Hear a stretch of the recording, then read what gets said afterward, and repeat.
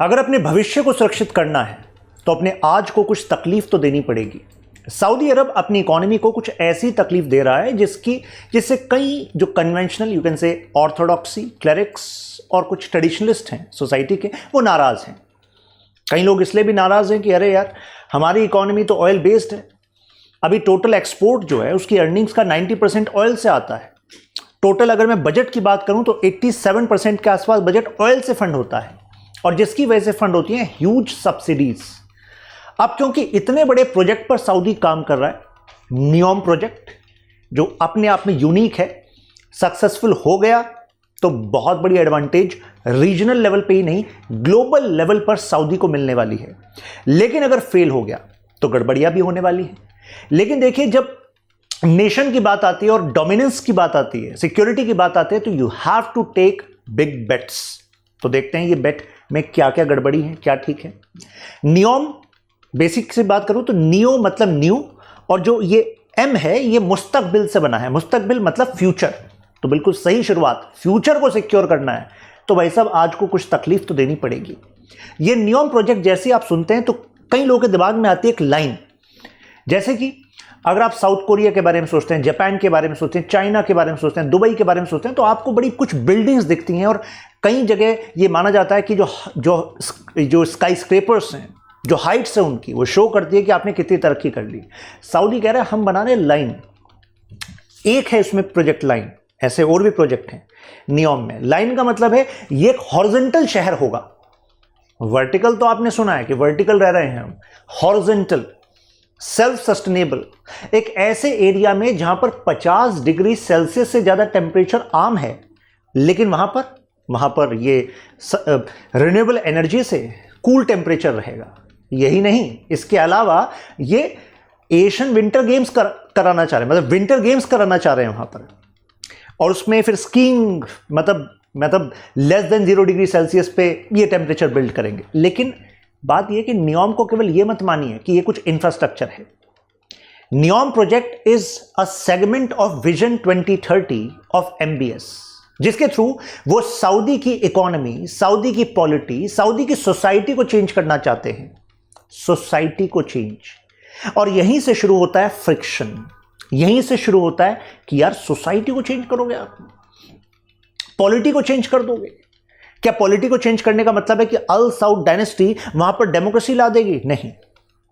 Polity को change करने का यहां पर मतलब यह है कि 65% लगभग जो यूथ है इस समय सऊदी का, वो यंग है, और उस यंग यूथ के पास है social media. They are well acquainted with the ideas of rights, जो अधिकार दूसरे देशों में मिलते हैं, जिस तरीके से दूसरे देशों की सरकार काम करती है, जहां पर रेस्पॉन्सिबिलिटी, अकाउंटेबिलिटी एसेंस होता है। तो अब सऊदी कह रहा है भाई ये बच्चे आगे जाके हमसे ही मांग करेंगे, तो यानी कि हमें अपनी गवर्नमेंट में रेस्पॉन्सिबिलिटी, अकाउंटेबिलिटी का फीचर डालना पड़ेगा, जिससे कि क्राउन से सत्ता लेकर कहीं वहां पर रिवॉल्यूशन ना हो जाए। राइट? ये देखिए, ये प्रोजेक्ट्स हैं इस नियोम के अंदर। तो पहले हम नियोम पर बात कर लेते हैं, फिर इस नियोम प्रोजेक्ट के इश्यूज पे बात कर लेते हैं, फिर सऊदी की इकोनॉमी के ट्रांजिशन की हिस्ट्री को जानेंगे मैप के थ्रू, कैसे ऑयल फील्ड डिस्कवर हुए, क्या चल रहा था। फिर 2014 के शॉक पर जाएंगे, जिसके मतलब जो कहते हैं ना कि लाइफ में कुछ धक्के जब लगते हैं ना, जब एकदम से डाउनफॉल होता है लाइफ में, तो वो अपने आप में एक नई ओपनिंग लेकर आता है। तो कुछ ऐसा ही सऊदी के साथ हुआ सन 2014-2015 में, जहां पर एक मैकेंजी की रिपोर्ट आती है और सऊदी को कहती है, Saudi you have to turn yourself into a non oil based economy, नहीं तो ज़्यादा दिन तक चल नहीं पाएंगे। आसपास के जो डायनेमिक्स हैं आपके, वहाँ ऊपर जॉर्डन है, इधर इजिप्ट है, नीचे यमन है, उधर ईरान है, तो यहाँ पर जो इंस्टेबिलिटी वाली कंडीशन से दिक्कत पेश कर देगी। तो यहाँ पर ये जो प्रोजेक्ट है, तभी मैंने कहा इस प्रोजेक्ट को केवल एक शहर ना माने, ये प्रोजेक्ट अपने आप में एक बहुत मतलब गहन जियोपॉलिटिकल सिग्निफिकेंस रखता है। पहले ज़रा इस प्रोजेक्ट के अलग अलग पार्ट्स को समझ लेते हैं। पहले ये है वो लाइन, मतलब करीब 170 किलोमीटर की लाइन होगी, 34 किलोमीटर स्क्वायर के आसपास का एरिया कवर करेगी, और ये होगा आपका हॉरिजॉन्टल शहर। सऊदी का कहना है कि डिज़ाइन ऐसे कर रहे हैं कि हर एक नेबरहुड में 5 मिनट की दूरी पर आपको सब कुछ अवेलेबल होगा। AI बेस्ड होगा। AI बेस्ड का मतलब होता है, अब इस पे ये भी डर है कि अच्छा मतलब कि आप जो भी डेटा है लोगों का, जो सर्च करेंगे, जो भी यूज़ कर रहे होंगे, उस सब डेटा को आप रिकॉर्ड करेंगे, तभी तो आप प्रोएक्टिवली सारी सर्विसेज वहाँ पर पहुँचा पाएंगे। तो इसी वजह से यहाँ पर अमेजन ने पार्टनरशिप करी। आप सब जानते होंगे कि जो AWS सर्वर है, डेटा सेंटर्स है, उसमें Amazon one of the best है। तो अमेजन इस समय $10 बिलियन प्लस इन्वेस्ट कर रहा है यहाँ पर डेटा सेंटर बनाने के लिए, जिससे कि ये सर्विसेज AI बेस्ड वहाँ पर दी जा सके इस वाले शहर में। ये ऑक्सीगन है, ये एक्चुअली इंडस्ट्रियल कॉम्प्लेक्स बन रहा है। यहाँ पर कुछ पोर्ट्स बनेंगे, रेजिडेंशियल कॉम्प्लेक्सेस भी होंगे। मतलब ये इनका मानना है कि ये फ्यूचर की इंडस्ट्रीज को, इंडस्ट्रियल सेटअप्स को कैसा होना चाहिए वैसा सऊदी यहाँ पर बना रहा है। कुछ आपको कनेक्ट हो रहा है कि एक समय पर जो दुबई है उसके पास ऑयल बेस्ड रेवेन्यू था, मतलब ऑयल से ही उसने अपनी इकोनॉमी को ट्रांसफॉर्म किया। लेकिन वहाँ पर जो दुबई है उसने भी ये पहचान लिया था कि भाई हमें नॉन ऑयल बेस्ड इकोनॉमी बनना पड़ेगा, और उसके लिए उन्होंने इंफ्रास्ट्रक्चर और कुछ ऐसे प्रोजेक्ट्स में इन्वेस्ट किया जो प्रोजेक्ट्स दुनिया सोच नहीं सकती थी। Jumeirah beach etcetera, tourism industry, tax policy ऐसी कर दी कि आइए इन्वेस्ट कीजिए, टैक्स नेग्लिजिबल लगेगा। तो इसकी वजह से वो सेंटर ऑफ अट्रैक्शन बन पाया। सऊदी सेंटर ऑफ अट्रैक्शन क्यों नहीं बन पाया? क्योंकि सऊदी को, मतलब अगर हम 9/11 के टाइम से ही देख लें, जब यूएसए पर अटैक हुआ था तो वहां पर जो ओसामा थे, ओसामा बिन लादेन को किसने नर्चर किया था? तो कहा जाता है उसमें भी जो सऊदी की, मतलब अल सऊद फैमिली है, they were having close connection. Plus जो वहाबीज हैं उसमें एक जो सेगमेंट है जो सपोर्ट करता है कहीं टेररिस्ट एक्टिविटीज को, फंडिंग कहां से आती रही है? सऊदी से आती रही है। तो सऊदी का ये कंजर्वेटिव स्टैंड, और इसकी वजह से कई जगह रेडिकल इस्लामिस्ट ग्रुप्स का बनना और वो फंडिंग का आरोप सऊदी पर लगते रहना, इसकी वजह से सऊदी जो है कोई डाइवर्सिफिकेशन की डेस्टिनेशन तो नहीं बन पाया। लेकिन हाँ भाई, क्योंकि दुनिया में सबसे बड़े सस्टेनेबल एक्सट्रैक्शन वाले ऑयल रिजर्व सऊदी के पास है, तो इस वजह से दुनिया को उसकी जरूरत पड़ती रही है। लेकिन दुनिया बदल रही है, अब दुनिया क्लीन एनर्जी पर फोकस करती जा रही है। तो भाई अगर आपकी जरूरत होगी कम तो आपका स्टेटस होगा कम। अभी तक कुछ चीजों को जो आंखें बंद कर लेता था यूएस भी, बाकी नेशंस भी, अब वो आंखें बंद नहीं करेंगे। Now some other nations may be coming into more attacking mode for the gaps that you are doing. होता ना कि भाई दूसरे की कमियों को बहुत उभार कर बताया जाएगा अगर दूसरा उतना जरूरी नहीं रहेगा। तो जो क्राउन प्रिंस MBS है उनको भी ये बात पता है, और इसी वजह से वो फोकस कर रहे हैं ऐसे प्रोजेक्ट्स पर। ये देखिए ट्रोजाना, ये एक्चुअली ये माउंटेन टूरिज्म है जो मैं आपको बता रहा कि एशियन विंटर गेम्स 2029 यहां पर कराने की इनकी मतलब प्लान है। सब जीरो टेम्परेचर रहेगा यहाँ, बताइए 50 डिग्री सेल्सियस से ऊपर temperature, but thanks to the technology they are developing it as a tourism hotspot. फिर ये मैग्ना है, ये एक्चुअली ये गल्फ ऑफ अकाबा में ही ये भी टूरिज्म का सेंटर ये डेवलप कर रहे हैं, फ्यूचरिस्टिक सस्टेनेबल रहेगा। ऐसे ये भी, ये अपने आप में जैसे ये compete करना चाह रहे हैं यहाँ पर कुछ कैरिबियन आइलैंड से और कुछ मेडिटेरियन आइलैंड से, ऐसे कुछ टूरिस्ट हॉटस्पॉट्स यहाँ पर वो बनाना चाह रहे हैं। बस मुद्दा ये है कि सऊदी जो कि कमिटमेंट टू शरिया जाना जाता था, लेकिन वहाँ पर अगर आपको टूरिज्म को अट्रैक्ट करना है, वेस्टर्न टूरिज्म को अट्रैक्ट करना है, अदर टूरिज्म को अट्रैक्ट करना है, तो भाई साहब फिर तो आपको अल्कोहल को लेकर, कपड़ों को लेकर, इन सब को लेकर लिबरलाइज होना पड़ेगा। और जैसे आप लिबरलाइज करेंगे तो क्या सऊदी की जो सोसाइटी है वो इसके लिए एग्री करेगी? लेकिन MBS कहेंगे भाई चॉइस क्या है हमारे पास, करना तो पड़ेगा। अब इश्यूज क्या है? अभी एक BBC की डॉक्यूमेंट्री आई थी, तो उन्होंने कोट किया था एक रिपोर्ट को कि यहाँ पर जो ये जो ताबुक प्रोविंस है, मतलब ये समझ लीजिए ये सऊदी है, सऊदी में इस रीजन में तो है एनर्जी, यहाँ से एक्सट्रैक्ट होता है और एक्सपोर्ट होता है, और ये है ताबुक रीजन जहाँ पर ये नियोम प्रोजेक्ट बन रहा है। तो उसमें जो ये जो ट्राइब है, हुवैतित ट्राइब, इसको यहाँ से निकाला जा रहा है। भाई अगर डेवलपमेंट करना है तो जाहिर सी बात है जो यहाँ पर रह रहे इंडिजिनस लोग उनको निकाला जा रहा है। प्लस टेम्परेचर तो मैंने आपको बताया कि ये कितना सस्टेनेबल होगा फ्यूचर में, इस बात पर डिपेंड करता है। लेकिन सऊदी का कहना है टेंशन वाली बात नहीं है, रिन्यूएबल एनर्जी मतलब 95% जो डिपेंडेंस है वो रिन्यूएबल पर ही रहेगी, हम खुद ऑयल नहीं यूज़ करेंगे। सऊदी को पता है कि अगले 40 साल के आसपास का ऑयल उसके पास है, उसके बाद क्या। और अगर कभी भी आपको डोमिनेंस अपनी बनाकर रखनी होती है तो भाई आपको जो फ्यूचर के सोल्यूशन है उस पर काम करना पड़ता है। सर्वेलेंस का डर है, क्यों? क्योंकि नियोम प्रोजेक्ट अपने आप में यूनिक बता रहे हैं, कह रहे हैं दुनिया AI के बारे में सोच रही है, क्या एप्लीकेशन होगा। सऊदी कह रहा है हम बताएंगे कैसे पूरा का पूरा शहर AI पर रन करेगा। तो that is their vision. Security issues, अब देखिए ये सऊदी, ये रहा सऊदी, ये रहा यहां पर नियोम प्रोजेक्ट, ये लोकेशंस आपको दिखा दी। अब इसके जस्ट ऊपर है जॉर्डन और ये है आपका इजराइल। अभी हमें पता है कि ईरान और इजराइल के रिलेशंस, राइट, इधर इजिप्ट, यहां पर ये यमन, तो यमन की तरफ से ऑलरेडी अटैक होते रहते हैं, ये यमन पर करते रहते हैं और ये उन पर करते हैं। तो ऐसे में अगर इतना ट्रबल्ड रीजन है तो जो इंटरनेशनल इन्वेस्टर्स हैं would they be agree to invest here? भाई उनको लगेगा कि भाई नीचे जो यमन है, हूथी रिबेल्स हैं, ये अटैक कर देंगे तो क्या होगा, इतना पैसा बर्बाद हो जाएगा। तो ये भी एक कॉन्फिडेंस सऊदी को देना जरूरी है दुनिया को, भाई उनको कैसे संभालोगे, क्योंकि अगर उनको सपोर्ट कर रहा है ईरान तो या तो सऊदी और ईरान की हो जाए रिलेशनशिप अच्छी। अब इसको जरा इस लिंक से समझिएगा, पिछले साल चाइना ने बीजिंग में सऊदी और ईरान की मीटिंग भी कराई। किस लिए कराई? क्योंकि चाइना जानता है 2030 का जो विजन है सऊदी का, वो एक बहुत बड़ी अपॉर्चुनिटी है चाइना की कंपनीज के लिए, और उसके लिए सऊदी को चाहिए एश्योरिटी कि जो ईरान बेस्ड ये रेडिकल ग्रुप्स हैं, जो मिलिटेंट ग्रुप्स हैं, ये सऊदी के ट्रांसफॉर्मेशन में कोई पंगा नहीं करेंगे, प्रॉब्लम नहीं करेंगे। लेकिन उसके लिए भाई साहब प्रॉमिस भी तो चाहिए, और प्रॉमिस यूएसए करा नहीं सकता, क्योंकि यूएसए और ईरान की तो भाई सब दुश्मनी चल रही है। तो प्रॉमिस तो वो करा सकता है ना जिसके दोनों के साथ अच्छे रिलेशन हो, और वो कौन है? चाइना। तो इस बैकड्रॉप में भी देखिए कि यहां पर जियोपॉलिटिक्स भी लिंक है। स्लगिश ग्रोथ, जैसे एक रिपोर्ट आई थी कि भाई आपने कहा कि द लाइन जो आप बना रहे हैं उसमें करीब 1.5 मिलियन लोग आपके रहेंगे, फिर नई रिपोर्ट आई कि नहीं यार इतने नहीं रह पाएंगे, करीब 300,000 के आसपास रह पाएंगे, प्लस डिले होता जा रहा है प्रोजेक्ट। भाई इतना बड़ा विजन है, मतलब एआई बेस्ड न्यू प्रोजेक्ट, एक अपने आप में ग्लास मतलब फैसेड में आप सब कुछ बिल्ड कर रहे हैं, तो टाइम तो लगेगा, प्लस वे तरीका। अब देखिए अगर सऊदी की पॉलिटिक्स को जानते हैं तो भाई क्राउन प्रिंस एक तरीके से ऑथोरिटेरियन फिगर है, तो काम कराने का तरीका भी क्या होगा? तो उन्होंने ऐसे लोगों को अपॉइंट किया है कि do it whatever you need to do, just do it, but I need results. और इसकी वजह से जो अभी मैंने बीबीसी की एक डॉक्यूमेंट्री की बात की थी, उसकी रिपोर्ट का कहना है करीब 21,000 के आसपास वर्कर्स तो अभी इसमें जिनकी डेथ हो चुकी है। और ये सऊदी लोग वाले लोग नहीं हैं, सऊदी अरब अपने लोगों को थोड़ा ना ऐसे रिस्की प्रोजेक्ट्स में ख़त्म कराएगा। ये लोग कौन हैं? ये साउथ एशियन इकोनॉमीज़ के लोग हैं, जैसे कि आपके बांग्लादेश के लोग हैं, इंडिया के लोग हैं, नेपाल के लोग हैं, जो काफ़ी डिफ़िकल्ट सर्कमस्टांसेस में 16-16 घंटे से ज़्यादा यहाँ पर काम कर रहे हैं। दूसरा इशू आता है भाई सब पैसा कहाँ से आएगा?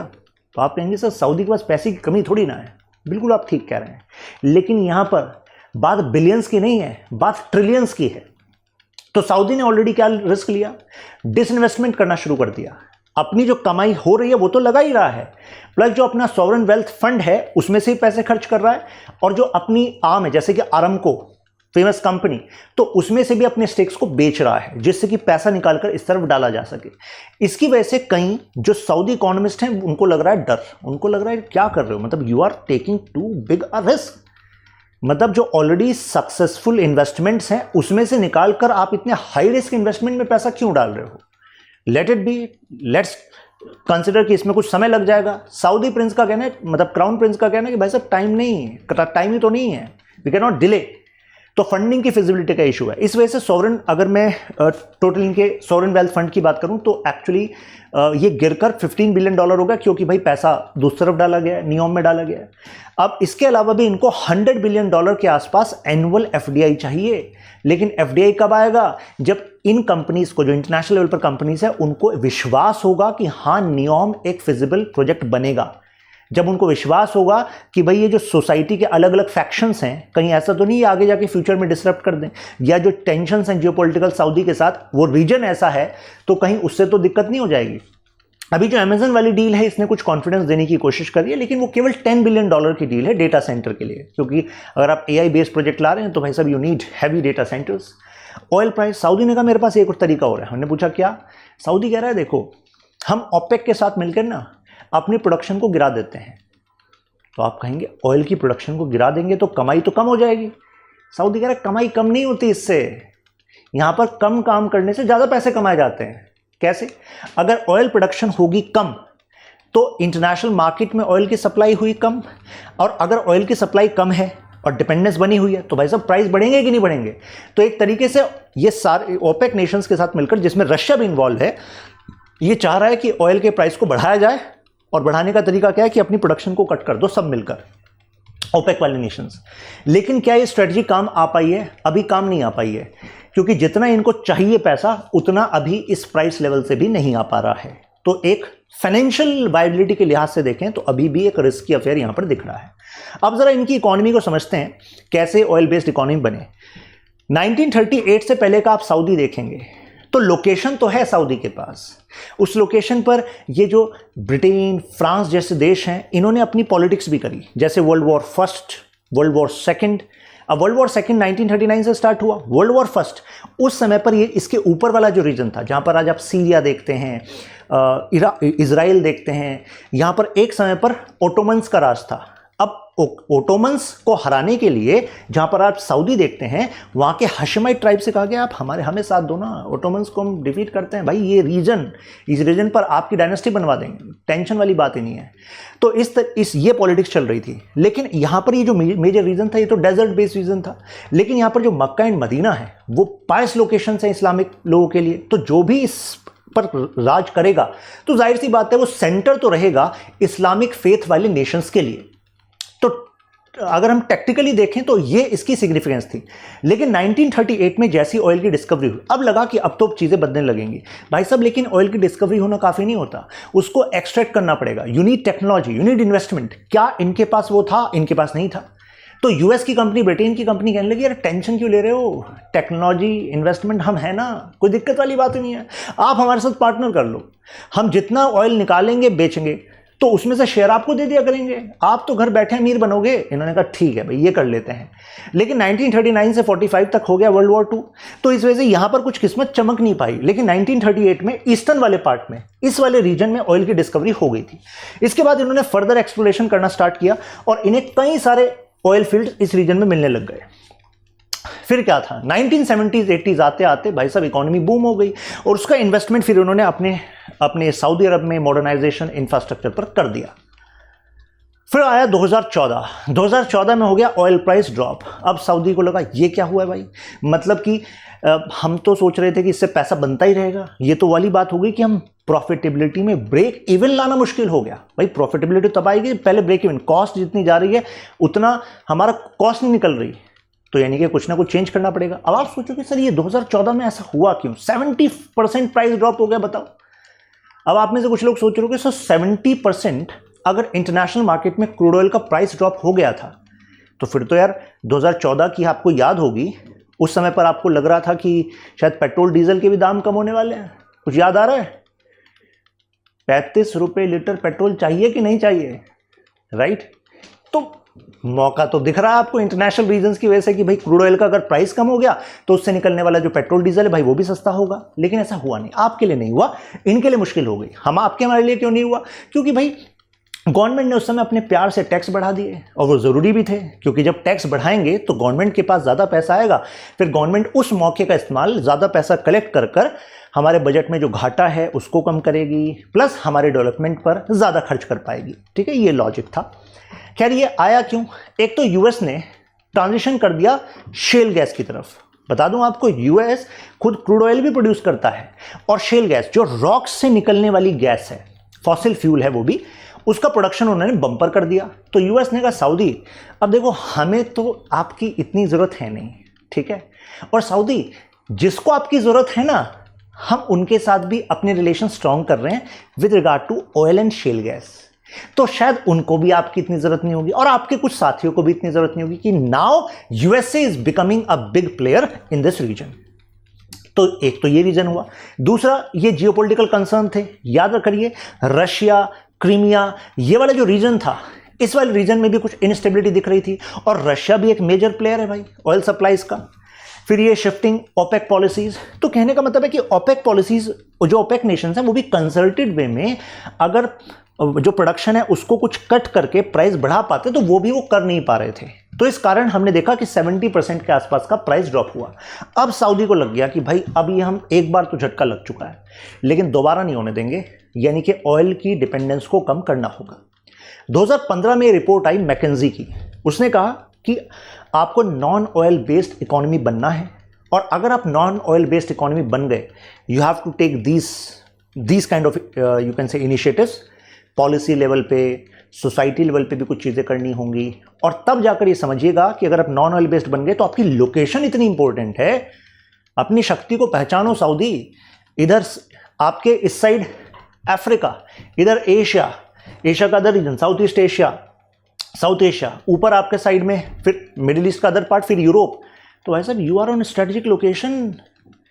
आपका मेजर जो ट्रेड है दुनिया का जो हो रहा है मेडिटेरियन के थ्रू, वो आपके पास से होकर जा रहा है। तो आपको तो अपनी इकोनॉमी को डाइवर्सिफाई करना चाहिए, और डाइवर्सिफाई करा तो आप करंट जीडीपी को डबल कर पाएंगे। तो इस रिपोर्ट को एमबीएस नहीं पढ़ा। एमबीएस उस समय तो क्राउन प्रिंस थे, 2017 में फिर चेंज हुआ पावर, तो उन्होंने कहा ठीक है हम करेंगे। उस समय पर कुछ लोगों ने याद दिलाया कि यार इकोनॉमी, सोसाइटी, पॉलिटिक्स को चेंज करने की कोशिश ना इससे पहले ईरान ने भी की थी। 1960s में शाह रजा पहलवी, उन्होंने इकोनॉमी को चेंज किया, सोसाइटी को चेंज किया, विमेन राइट्स, मॉडर्नाइजेशन, वेस्ट के सपोर्ट से ये सब चीजें करनी स्टार्ट करी। ईरान को मॉडर्नाइज कर रहे थे, लेकिन इसमें एक बड़ा फायदा वेस्ट का भी ऑब्वियसली हो रहा था, वो ईरान के ऑयल रिसोर्सेज से बड़ी कमाई कर रहे थे। जब ये चल रहा था 1979 में जनता ने ही कर दिया रिवोल्यूशन, इस्लामिक रिवोल्यूशन। अयतुल्लाह खमैनी एक बड़ी फिगर निकल कर आए। तो उसके बाद तो शाह रजा पहलवी को तो भाई साहब निकलना पड़ा वहां से, फिर फाइनली कैंसर से उनकी डेथ हो गई। और ऐसा ही कुछ सऊदी में भी एक बार हो चुका है। 1960s में ही, लेट 1960s में किंग फैजल, मैं क्राउन प्रिंस के फादर की बात नहीं कर रहा, किंग अब्दुल, फैजल की बात कर रहा हूं। तो फैजल के टाइम पर हुआ, लेकिन बाद में उनका असैसिनेशन हो गया। तो कहने का मतलब यह है कि जब भी कोई बड़े बदलाव की बात करता है तो तकलीफ होनी तय है, और जिनको हो रही है आपसे तकलीफ, उनसे आपकी जान को खतरा है।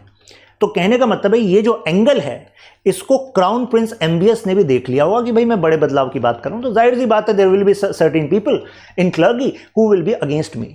लेकिन जैसे ही उन्होंने पावर को संभाला था, तो सबसे पहले उन्होंने क्लर्गी को ही साइडलाइन करा था, मैनेज किया था कि भाई Saudi needs this change and we need to have this change, non oil based economy. अब रियलिटी चेक करते हैं कि भाई साहब जो 2030 का विजन बता रहे हो, ठीक है, इट्स नॉट जस्ट अबाउट नियम, नियम तो उसका एक बहुत बड़ा पिलर है, तो ये कैसे हो पाएगा, मतलब how you are going to achieve it. अभी मैं आता हूं उस पर, बता दूं आप मेरे साथ यहां पर कनेक्ट कर सकते हैं, Shashank Tyagi for you, Instagram, Telegram, Twitter.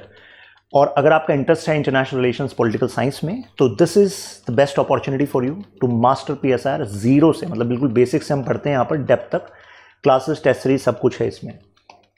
PSR pulse भी इसी में आपको मिलता है। जो इस बार की रैंक होल्डर थी 17th Swati, she was referring to the PSR pulse which I provide in this batch. P2I foundation batch start हो रहा है 11 नवंबर से, और ये वाला जो बैच स्टार्ट हो रहा है ये भी 11 नवंबर से स्टार्ट हो रहा है मेरा बैच। तो you can join directly using code Tyagi live study IQ पर, पूरा सपोर्ट आपको मिल जाएगा। What you need to excel this exam is content plus additional support, so that you know कि कहाँ कहाँ आपकी कमियाँ आ रही हैं, वो सब कुछ आपको इस पर मिल जाएगा। नाउ 2030 मैंने क्या कहा, society, economy, polity, shift oil based economy से आपको शिफ्ट करना पड़ेगा। लेकिन शिफ्ट करेंगे कैसे, किस सेक्टर में करेंगे। तो अब मैकेंजी की रिपोर्ट ने एमबीएस को जो कन्वे किया, कहा कि आपका ह्यूज स्कोप है टूरिज्म का। तो शुरुआत में कहा गया टूरिज्म, भाई साहब हम यहाँ पर हज के लिए जब बुलाते हैं ना, तो उसमें भी लिमिट्स होती हैं। आप कह रहे हो कि non Muslim population from world over is going to come to Saudi, how Saudi is going to handle this pressure.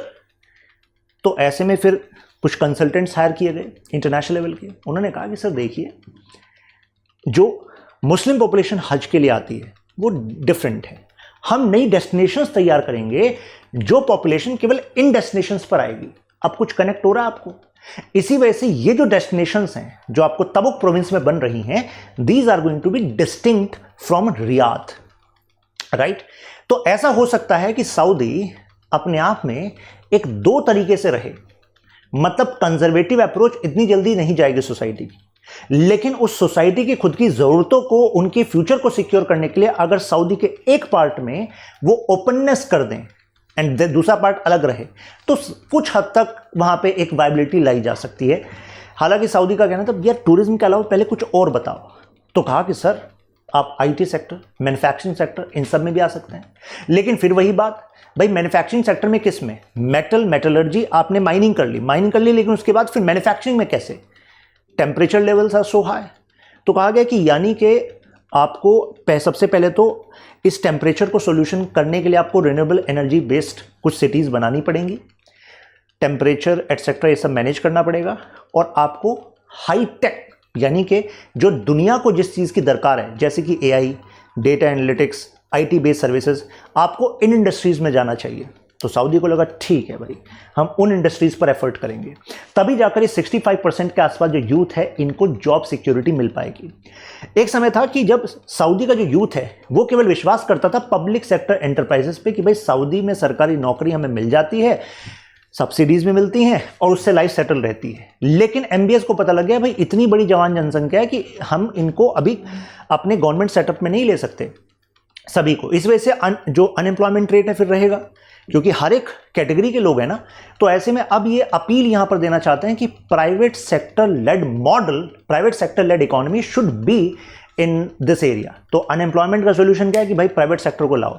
Saudi का अपना प्राइवेट सेक्टर को डेवलप होने के लिए कोलैबोरेशन करना पड़ेगा अदर इकोनॉमी से। उसमें इंडिया भी हो सकता है, चाइना भी है, यूएसए भी है, अदर भी हैं, तभी ये प्रॉब्लम हल होगी। Labour eliminate chances of social revolt. कारण अभी आपको बताया था कि अगर मान लीजिए आप लोगों की ज़रूरतों को पूरा नहीं कर पाए, 40 साल के बाद अभी से आपको काम करना पड़ेगा। और अगर ग्रेजुअली डिपेंडेंस कम हो गई ऑयल पर और सऊदी की उतनी इंपॉर्टेंस नहीं रही, तो भाई साहब कैसे आप अपने देश को चलाओगे? और देश को नहीं चला पाओगे तो लोग क्या कहेंगे? लोग उखाड़ कर फेंक देंगे इस सरकार को। तो अपनी स्टेबिलिटी बनाकर रखनी है तो you have to embrace modernisation, you have to embrace economic transformation. 9/11 के बाद जो आप पर आरोप लगे हैं, radicalisation, extremism, intolerability, funding terrorist organisations, अभी तक आंखें बंद रही। बताया क्यों? क्योंकि भाई आप ऑयल सप्लाई कर रहे थे, लेकिन अब आंखें बंद नहीं रहेंगी, अब आप पर प्रॉब्लम आगे जाके हो सकती है, राइट। इसी वजह से आपने सुना होगा कि सऊदी के साथ साथ other Middle East nations are also embracing these FIFA sport for example. क्या लग रहा है आपको? क्या इनको शौक चढ़ गया फीफा का? नहीं, क्योंकि जहां फीफा के बड़े टूर्नामेंट हैं वहां पर दुनिया की आईबॉल है, स्पेशली वेस्टर्न कंट्रीज की आईबॉल है। तो ऐसे में ये दिखाना चाहते हैं कि देखो we are more liberal, we are actually can be consider as a destination of investment as well. Plus इन्हीं के कितने इन्वेस्टमेंट हैं जो फीफा के मेजर आपके क्लब्स होते हैं। तो this is what they are doing, attract करने के लिए इन्वेस्टमेंट। तो कंजर्वेटिव क्लरिक्स को अभी फिलहाल तो इन्होंने मैनेज किया हुआ है, आगे देखते हैं क्या होता है। मॉडर्न सोसाइटी डेवलप करने के लिए जैसे राइडिंग, जो driving licences to women, plus jobs में कुछ जॉब्स में विमेन के लिए रिजर्वेशन लाना, इससे भी कहीं जो पेट्रियार्कल कंजर्वेटिव सोसाइटी के लोग हैं they are against it, but MBS is doing this. अब ऑब्स्टेकल्स और क्या क्या हैं जो आप ये पॉलिसी शिफ्ट कर रहे हो? तो कहा जा रहा है कि कहीं ऐसा तो नहीं है कि Saudi is becoming an another pearl in this western colonial, new colonial mindset. मतलब वेस्ट अपनी डोमिनेंस चाहता है, अभी आपको एआई बेस्ड होना है, तो भाई आपको बिग डेटा सेंटर्स चाहिए। डेटा सेंटर्स के लिए आपने किसके साथ पार्टनर किया? अमेजन के साथ। अमेजन किसकी कंपनी है? यूएस की कंपनी है। तो यानी कि अल्टीमेटली आपकी एआई बेस्ड सिटी बिना डेटा सेंटर के चल नहीं सकती। डेटा सेंटर चलाने के लिए आपको हेफ्टी फीस अमेजन को देनी पड़ेगी। अमेजन है यूएस की कंपनी, तो प्रॉफिट शेयर जाएगा कहां? यूएस में जाएगा। आपके खुद के पास क्या इतनी मॉडर्न सिटी बनाने के लिए क्या टैलेंटेड लोग हैं? क्या आपने अपने एजुकेशन सिस्टम को टेक्नोलॉजी, साइंस इस पर डेवलप कर पाए हैं? नहीं कर पाए। तो यानी कि आपको लोग भी किसके हायर करने पड़ेंगे? US, western Nations, other Nations से हायर करने पड़ेंगे। यानी कि उनकी कंपनीज ही कॉन्ट्रैक्ट लेंगी, आप अपने देश से पैसा उनको देते रहोगे। तो भाई साहब फ्यूचर में कहीं ऐसा ना हो कि आप एक डिपेंडेंसी बन जाएं इन वेस्टर्न यूरोपियन कंपनीज की to sustain this new project. भाई ये एक बहुत बड़ा रिस्क है, राइट। तो यानी कि कहीं ऐसा तो नहीं है कि ये जरूरत तो है आपकी, लेकिन आपको ह्यूज फोकस करना चाहिए उन फंडामेंटल्स को स्ट्रांग करने के लिए, जिससे कि सऊदी के अपने लोग या सऊदी के आसपास के लोग, जिससे कि सऊदी की डोमिनेंस भी इस तरीके से बनी रहे उन पर, उनको यहां पर जॉब अपॉर्चुनिटीज मिल पाए, उनको आप ट्रेन कर पाए, ना कि कुछ वेस्ट की बड़ी कंपनीज उनकी डिपेंडेंस आप पर आ जाए। प्लस ये जो वहाबी सेक्ट अल सऊद है भाई, ये तो इनके खिलाफ है ही। देखते हैं क्या होता है। ये जो इनका बेसिक राइट्स की बात है, तो बेसिक राइट्स एमबीएस का ये सही फैसला है, क्योंकि बेसिक राइट्स की डिमांड ग्रेजुअली बढ़नी है, तो फिर ultimately they have to convey कि yes they are there to give, right. अभी एजुकेशन सिस्टम मैंने बताया इल इक्विप्ड है considering the change vision 2030 which you want. उसके लिए ह्यूज कैपिटल इन्फ्यूज करनी पड़ेगी, तब जाकर इनकी जॉब मार्केट रेडी होगी। प्लस अभी आप कुछ टाइम पहले ही ये पॉलिसी यूज कर रहे थे, गन्स ओवर बटर। मतलब आप खाने पर फोकस नहीं कर रहे, आपके रीजन में जिनको आप अपने डोमिनेंस, अपने छत्र का पार्ट मानते हैं, वहां पर जो इकोनॉमी में टर्मोइल है, कुछ सेक्शंस में टर्मोइल है, वहां पर खाना पहुंचाना, रसद पहुंचाना, उस पर इशू, वहां पर नहीं आप सपोर्ट कर पा रहे। लेकिन बहराइन में सुन्नी जो मोनार्की है उसको जो खतरा था, शिया डेमोक्रेटिक राइट्स के जो प्रोटेस्ट थे, तो आपने उसको दबाने के लिए बहराइन की सरकार को सपोर्ट किया। सीरिया में शिया सरकार जो बशर असद की है उसको गिराने के लिए आपने सपोर्ट किया, लेकिन अभी तक गिरा नहीं पाए। तो कुल मिलाकर बात यह कि जो आपकी रीजनल पॉलिटिक्स है, इसमें जो शिया सुन्नी के कॉन्फ्लिक्ट का एंगल है, अगर ये रहा तो मिडिल ईस्ट खुद शिया एंड सुन्नी में डिवाइडेड है। इराक खुद अलाइंड है, इराक आपके बिल्कुल पास में, और इराक अलाइंड है ईरान के साथ। तो अगर ये जियोपॉलिटिकल चैलेंजेस, शिया सुन्नी सेगमेंटेशन आपके एरिया में चलता रहेगा तो कहां तक आप विजन 2030 कर पाएंगे। डिफेंस एक्सपेंडिचर आपने 2016 से लगातार बढ़ाया है, तो how you are going to do that. Kingdom जैसे बहराइन, इजिप्ट, यूएई, कतर, अब जैसे कतर पे एक टाइम पे ब्लॉकेड लगा दिया था, राइट। हालांकि अब तो नॉर्मलाइजेशन हो गया रिलेशनशिप का। तो पॉइंट हियर इज कि देखो, अगर आप किसी एक पावर के खिलाफ आप जाते हैं, चाहे वो यमन है, चाहे इराक में कुछ ग्रुप्स हैं, तो सीधा उसका अलाइनमेंट हो जाता है ईरान से। और ईरान और सऊदी में आपस में एक कन्फ्रंटेशन वाली रिलेशनशिप है, जिसमें ईरान अपने आप को प्रोजेक्ट करना चाहता है ट्रू मुस्लिम लीडर, मतलब true leader of Muslim world. तो इस कन्फ्रंटेशन का भाई साहब आपकी एक्सपेंडिचर पर, इकोनॉमी पर, हर जगह इंपैक्ट होगा। और अगर आपका ये विजन फेल हो गया तो क्या होगा। अगर ये नियोम प्रोजेक्ट और ये ट्रांसफॉर्मेशन फेल हुआ तो क्या है, what is at stake. At stake is political instability, यानी कि इस तरफ जाना कोई ऑप्शन नहीं है, रास्ता भी यही है। लेकिन इस रास्ते में अगर आप फेल हुए तो जो पॉपुलेशन है जिसको जॉब्स चाहिए, उसमें अनरेस्ट फैल जाएगा। जो रेवेन्यू ग्रेजुअली डाउनफॉल होने लगेगा आप कुछ सालों में, तो आप लोगों से भी टैक्स वसूलेंगे, तो उससे भी एक अनरेस्ट आएगा।